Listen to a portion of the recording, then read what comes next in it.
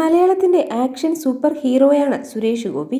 സിനിമയിലും രാഷ്ട്രീയത്തിലും സജീവമായി നിൽക്കുന്ന താരത്തിന്റെ വിശേഷങ്ങളറിയാൻ പ്രേക്ഷകർക്ക് ഇഷ്ടവുമാണ്. 2024 ഏറെ വിശേഷങ്ങൾ നിറഞ്ഞ വർഷമായിരുന്നു സുരേഷ് ഗോപിക്ക്.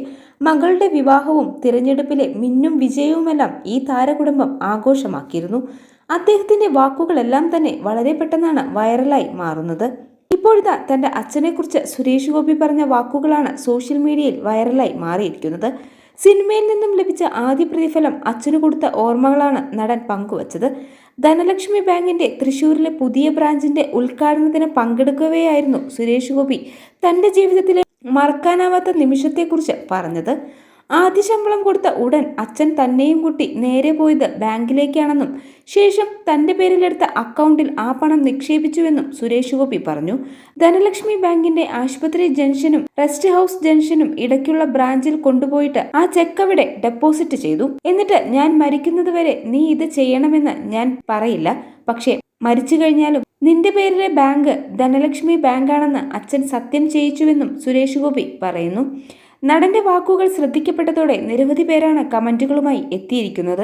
അച്ഛനെക്കുറിച്ച് പറയുമ്പോൾ സുരേഷ് ഗോപിയുടെ കണ്ണും മനസ്സും നിറയുമെന്ന്. രാഷ്ട്രീയക്കാരൻ എന്നതിനേക്കാളൊക്കെ ഉപരി നല്ലൊരു മകനും അച്ഛനും ഭർത്താവും ഒക്കെയാണ് സുരേഷ് ഗോപിയെന്നും പലരും പറയുന്നു. സുരേഷ് ഗോപിയെ സിവിൽ സർവീസുകാരനാക്കണമെന്നായിരുന്നു ഫിലിം ഡിസ്ട്രിബ്യൂട്ടറായിരുന്ന അച്ഛൻ ഗോപിനാഥൻ പിള്ളയുടെ ആഗ്രഹം.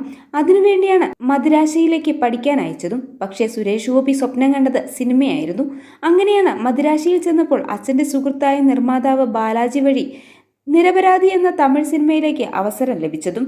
രാഷ്ട്രീയം തൊഴിലും അഭിനയമാക്കി മാറ്റിയവർക്കിടയിൽ അഭിനയം എന്ന തൊഴിലെടുത്ത് ജീവിക്കുന്ന രാഷ്ട്രീയക്കാരനാണ് സുരേഷ് ഗോപി.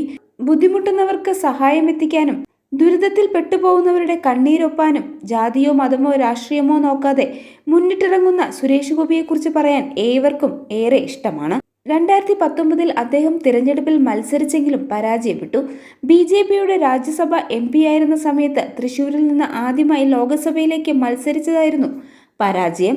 എന്നാൽ 2024 ലോക്സഭാ തിരഞ്ഞെടുപ്പിൽ സുരേഷ് ഗോപി മികച്ച വിജയം നേടി.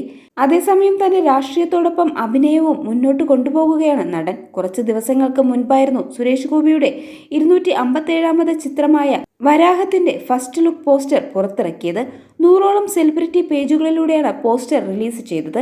മലയാള സിനിമാ ചരിത്രത്തിൽ തന്നെ ആദ്യമായിട്ടാണ് ഇത്രയധികം സെലിബ്രിറ്റികൾ ഒരുമിച്ച് തങ്ങളുടെ സോഷ്യൽ മീഡിയ ഹാൻഡിൽസിലൂടെ പോസ്റ്റ് ഷെയർ ചെയ്യുന്നത്. തിരഞ്ഞെടുപ്പ് വിജയത്തിന് ശേഷം സുരേഷ് ഗോപിയുടെ റിലീസിനൊരുങ്ങുന്ന ചിത്രമാണ് വരാഹം എന്നതും പ്രത്യേകതയാണ്.